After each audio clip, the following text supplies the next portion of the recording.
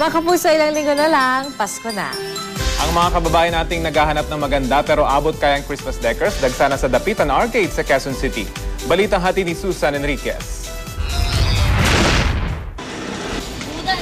Samot-saring uri ng Christmas tree, iba't ibang mukha ni Santa Claus, makukulay na parol, at kung ano-ano pa mga display na pampasko. Ilan lang yan sa mga makikita dito sa Dapitan Arcade. Kaya naman pagkatapos ng undas, bumuhos na ang mga mamimili rito. Pero malakas na ito this week, ma'am. Apo.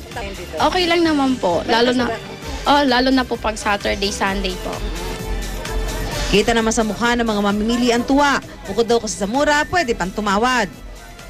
Dadamihan mo lang ng konti, tapos nakatawad ka na sa ilang piraso, pagbayaran na, makatawad ka pa ulit. Dito po kasi yung kilalang murang pinamimila ng mga Christmas decor. Tsaka compare po sa price sa mall, mas mura po dito. Kung dito ka raw mamimili kung ano ang budget, check na swak sa gusto mong bilhin para sa Pasko. Tulad na lang ng Christmas balls na ito na mabibili ng 20 hanggang 80 pesos, depende sa kung ilang piraso. May mabibiling 4 na Santa Claus sa halagang 80 pesos gaya nito. At ang life-size Santa Claus sa halagang 10,000 piso pero may tawad pa. Ang dami. Tsaka ang dami dito, ang daling makapamili. Sobrang accessible, sobrang convenient. Ate, magkano dito yan? 12 po hanggang 10,000. So, may makaka-discount pa? Oo, ma'am, makaka-discount pa. Mas malaki raw ang discount kung wholesale o maramihan ang bilihan.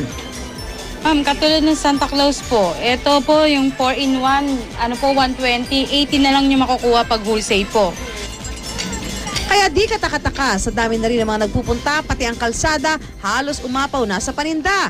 At pati ang mga awiting pinapatugtog, halos lahat ay Christmas songs na. Susan Enriquez, GMA News.